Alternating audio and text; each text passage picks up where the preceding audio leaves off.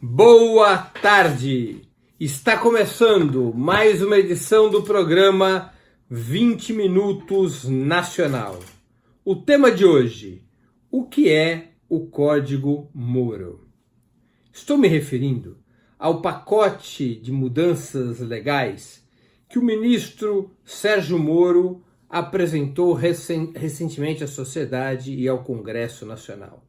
Trata-se de várias modificações da legalidade vigente do Código Penal, que diz respeito formalmente à perseguição contra o crime, contra a corrupção, contra o terrorismo. Enfim, trata-se de um pacote que reformula em grande medida a maneira pela qual o Estado investiga e pune supostos crimes relevantes. É muito importante analisarmos esse pacote legal. Para além de uma tentativa de política para combater o crime, esse pacote revela a natureza da transição política que nós estamos vivendo com o governo Jair Bolsonaro, da democracia liberal da Constituição de 1988 para um outro tipo de Estado de características fortemente policiais, um Estado bonapartista, repressivo. Para que vocês se deem conta de que essa minha afirmação não é apenas baseada em convicções, mas em provas, é necessário que esmiucemos o Código Moro. Quais são as mudanças fundamentais que o ex-juiz propõe na legislação, no projeto de legislação que está enviando ao Congresso? São relevantes essas modificações. A primeira delas, o juiz Sérgio Moro tenta consolidar, por lei ordinária e não por emenda constitucional, e mesmo por emenda constitucional já seria uma aberração por violar uma cláusula pétrea da Constituição. O juiz Sérgio Moro tenta, por lei ordinária, estabelecer que as penas comecem a ser cumpridas a partir da decisão colegiada de segunda instância. Ou seja, aquilo que ainda está sob júdice no STF, aquilo que é previsto na Constituição, que as pessoas somente poderão começar a cumprir sua sentença depois do trânsito em julgado, que até então, até que se transite em julgado uma sentença, as pessoas acusadas são presumidamente inocentes. Esse preceito fundamental da Constituição de 88 ficaria enterrado por lei ordinária. Se aprovado o pacote Moro tal como ele foi apresentado, imediatamente se passaria a estar estabelecido, caso o STF aceite como constitucional essa mudança, passaria a estar estabelecido que as pessoas, depois da primeira apelação, aquela apelação que é feita aos tribunais regionais, seja o Tribunal Regional Federal, seja o Tribunal de Justiça, depois da primeira apelação a uma corte colegiada, imediatamente já se começaria a cumprir a pena, extinguindo-se neste momento a presunção de inocência. É uma mudança gravíssima, é uma mudança que fortalece o encarceramento em massa, é uma mudança que retira direitos inscritos na Constituição, é uma mudança que atropela a demarcação constitucional a esse respeito. Então isso é uma mudança importante. Segunda mudança relevante. De acordo com o Código Moro, com a proposta de código que o Moro apresentou ao Congresso Nacional, os policiais teriam o direito, poderiam matar eventuais suspeitos e serem isentados de culpabilidade por esse seu ato, desde que alegasse forte emoção, legítima defesa ou qualquer outro elemento de gravidade que pudesse justificar uma ação letal. Isso é uma mudança transcendental, uma mudança de grande importância na legislação. Basicamente, reduz muito os controles que atualmente existem para o uso da força policial contra cidadãos. evidente que a mudança da legislação nesse aspecto criaria potencialmente um cenário de multiplicação das mortes ocorridas por ação policial. Literalmente, a polícia teria licença para matar, cumprindo uma promessa feita pelo Jair Bolsonaro, pelo atual presidente Jair Bolsonaro, durante a campanha. Seria dado sinal verde para que as polícias atuassem com extrema violência contra eventuais suspeitos. Nós vimos recentemente o que aconteceu no supermercado Extra, quando um segurança, não foi um policial, quando um segurança, provavelmente estimulado por esse clima de recrudescimento da repressão contra os pobres, porque no fundo é disso que se trata, um segurança com uma gravata asfixiou e matou um suspeito de estar cometendo um pequeno crime ali no supermercado. Esse tipo de situação, caso seja aprovado o Código Moro, passaria a predominar no cenário nacional. Basicamente, os policiais teriam licença para sacar o revólver, atirar e matar e depois alegar grande emoção, alegar uma situação que lhes fugiu ao controle, e eles seriam isentos de culpabilidade em relação a esse tema. É uma piora gravíssima dos chamados autos de resistência, esse documento legal infame pelo qual a polícia alega utilização da força, inclusive de força letal, porque em situações em que possa afirmar que houve resistência dos suspeitos. Então essa é uma segunda mudança muito importante. Terceira mudança relevante do Código Moro: ele reduz drasticamente a chamada progressão penal. O que é a progressão penal? O preso tem uma sentença a cumprir, a cada etapa da condenação ele pode transitar, por exemplo, do regime aberto, do regime fechado, no qual ele fica trancafiado numa cadeia o tempo todo, para o regime semiaberto, no qual ele trabalha fora durante o dia e retorna à prisão à noite, o regime aberto ou mesmo a liberdade condicional. O Código Moro estabelece uma redução drástica da possibilidade de progressão penal, tentando estabelecer que para determinados crimes a progressão penal fique praticamente inatingível ou dobre os seus tempos. Hoje é necessário 1/6 da pena para a progressão para o regime semiaberto, é necessário 1/3 da pena para poder seguir para a liberdade condicional, e o Código Moro altera drasticamente essas regras. Além dessa mudança, se aprovada, agravar o problema da superlotação carcerária, ela expande a capacidade punitiva do Estado para além da sentença. Ou seja, esses presos não apenas receberão sentenças cada vez mais duras, como a possibilidade que eles possam progredir e vir a receber, ainda que parcialmente, a liberdade. Essa possibilidade vai se tornando cada vez mais remota. Não precisa de muita informação para sabermos o que ocorrerá se também essa medida for aprovada. Estamos falando não apenas de encarceramento em massa, mas de criar situações insuportáveis dentro das cadeias, com o aumento das rebeliões, dos conflitos no sistema carcerário. Os presos, quando não têm expectativa de reduzir o grau de punição, quando não têm expectativa de ir para as ruas, quando não têm expectativa de se reinserir, mesmo que parcialmente, na sociedade, tendem a adotar uma atitude cada vez mais rebelde, cada vez mais de oposição, de confronto contra o sistema carcerário. E isso é uma chaga para a sociedade, a existência de um sistema carcerário que acaba se transformando em casa da morte para presos que estão condenados, não à prisão perpétua ou à execução, mas que estão condenados a uma determinada sentença que em algum momento lhes permitirá voltar à liberdade. Então essa é uma outra mudança fundamental do Código Moro, ou seja, ele restringe e muito a possibilidade de progressão penal. Uma quarta medida salientada por vários juristas, eu recomendo que leiam os textos e ouçam as explicações da jurista Carol Proner a esse respeito, o Código Moro provoca uma mudança também na relação entre o Ministério Público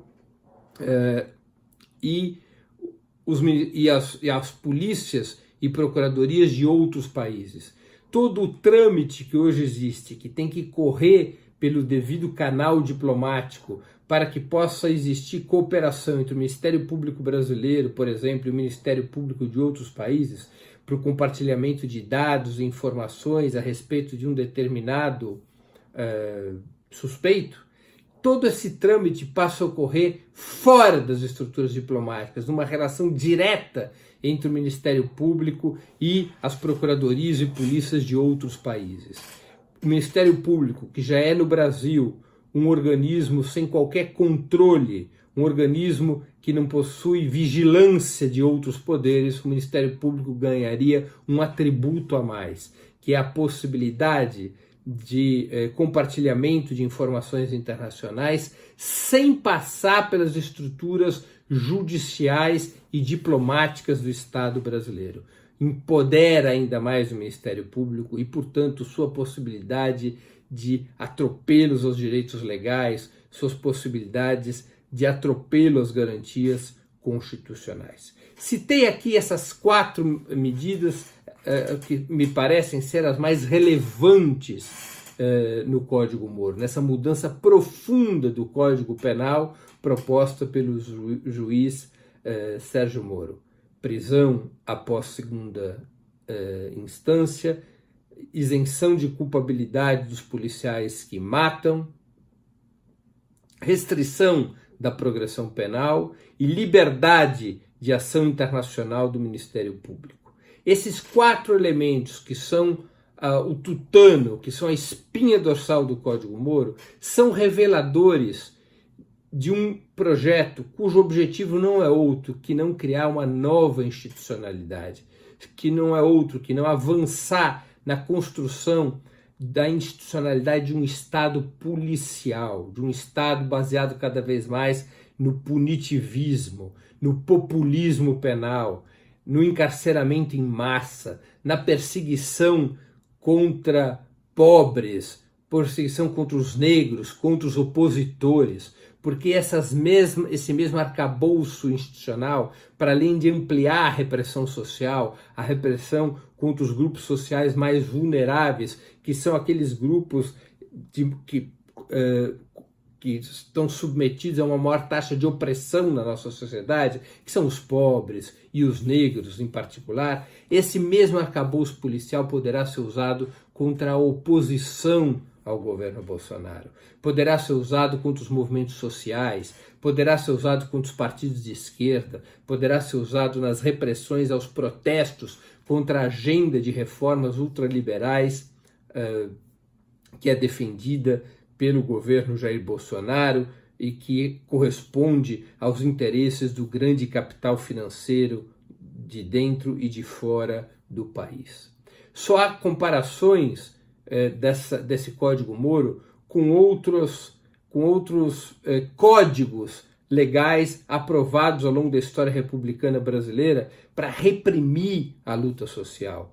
Uma comparação que me ocorre é o da Lei Acelerada de Washington Luiz em 1927, depois do ciclo das revoltas tenentistas que ocorrem a partir de 1922, em especial depois que a coluna Prestes se exila na Bolívia em 1927, o governo do Washington Luiz adota uma lei conhecida como a Lei Acelerada, que radicaliza brutalmente a repressão contra os movimentos sociais, contra qualquer ato que o Estado considerava de rebelde. É o mesmo código, é a mesma lei que coloca na ilegalidade o Partido Comunista. A Lei Acelerada tinha como objetivo, dentro de uma arquitetura supostamente democrática, estabelecer um Estado policial. Não é outra razão do senhor Sérgio Moro, em aliança com o alto comando do Exército e com o presidente Jair Bolsonaro. O Código Moro é o código do Estado policial, é o código que reforça os instrumentos repressivos, é o código que reduz as garantias constitucionais, é o código que estabelece liberdade quase infinita para ação policial contra os pobres e negros e contra os movimentos sociais, contra a esquerda. É necessário que estejamos muito atentos a essa discussão. É fundamental denunciar o Código Moro. É necessário desmascarar o Código Moro. Ele não é nenhuma solução para o problema de segurança pública. Isso é uma demagogia. Debaixo desse palavrório contra o crime, o que há, na verdade, é uma lógica de transformar o Estado brasileiro num Estado cada vez mais policial. Nenhuma das medidas propostas é capaz de reduzir o crime. Nenhuma das medidas propostas ataca o crime organizado. Nenhuma das medidas propostas dá mais segurança aos cidadãos. Ao contrário, debaixo dessa demagogia, o que nós vamos ter mais repressão e mais violência, como já estamos assistindo nesse ambiente que torna possível a apresentação de um Código Penal como esse defendido pelo ex-juiz Sérgio Moro. Esse Código Moro se associa a outras leis que estão em discussão no Parlamento brasileiro com o mesmo objetivo, como é o caso da lei antiterrorismo. São leis que buscam dotar o Estado brasileiro de características de exceção, que permita ao Estado brasileiro reprimir de uma maneira cada vez mais violenta e com menor possibilidade de contestação por parte da sociedade. O Código Moro faz parte da transição da democracia liberal, como eu disse no início do programa, para um regime bonapartista, para um regime policial. É gravíssimo e deve ser debatido e denunciado por toda a nossa sociedade. É necessário construir uma política de segurança pública, é evidente que sim. É necessário combater o crime, é necessário dar aos brasileiros e brasileiras, especialmente aos mais pobres, condições decentes de segurança para caminhar nas ruas, para viverem nas suas casas. Mas esse Código Moro, quando se apresenta como instrumento para esse objetivo, nada mais é do que uma farsa, mais uma farsa do juiz Sérgio Moro, em contubernio, em aliança com a tutela militar e com o presidente Jair Bolsonaro. O Código Moro nada tem a ver com a segurança dos cidadãos. O Código Moro tem a ver com o aumento da repressão estatal contra o povo, um aumento da repressão estatal contra os movimentos sociais, um aumento da repressão estatal contra todas as forças que colidem contra a oligarquia, contra o grande capital, contra os ricos nesse país. Fiquemos alertas, nos mobilizemos, denunciemos. Esse é um debate fundamental para o país. O debate sobre o pacote de leis supostamente anticrimes apresentado pelo Ministério da Justiça. O debate sobre o Código Moro, Código de repressão policial agravada, Código de violação da Constituição, Código de atropelo das garantias constitucionais. Por aqui encerro minha exposição de hoje. Queria dar duas mensagens antes de darmos por terminado o programa. A primeira mensagem: faça sua inscrição no canal do Opera Mundi no YouTube. Nessa plataforma você poderá assistir nossas transmissões ao vivo, bem como pesquisar e assistir edições anteriores do programa 20 Minutos e de outros programas da TV Opera Mundi. Essa plataforma, o YouTube, é muito mais amigável para assistir vídeo, para fazer comentários e inclusive para contribuir financeiramente para o canal do Opera Mundi através do Super Chat. Segunda mensagem: peço a vocês que façam uma assinatura solidária de Opera Mundi. A assinatura solidária é um pequeno valor mensal que nossos espectadores e leitores pagam e nos permitem ter os recursos necessários para sustentar e desenvolver um jornalismo de qualidade, independente, recursos para que nós possamos travar a batalha cotidiana de ideias e informações contra a imprensa de direita. Você poderá obter informações sobre a assinatura solidária no endereço www.operamundi.com.br/apoio. Vou repetir: www.operamundi.com.br/apoio. Nesse endereço, além das informações sobre a assinatura solidária, você poderá realizá-la. Ali estão todas as instruções necessárias, é muito simples, para que você possa ser um colaborador solidário do nosso site e da imprensa independente. Por aqui vou me despedindo. Queria agradecer a audiência de todos que nos acompanharam nessa segunda-feira. Quem gostou do programa, que o compartilhe, que o difunda, para que possamos ajudar a ampliar o debate em nosso país sobre as grandes questões que nos afetam. Nós voltaremos a nos ver na próxima quarta-feira com 20 Minutos Internacional. Até lá e um grande abraço.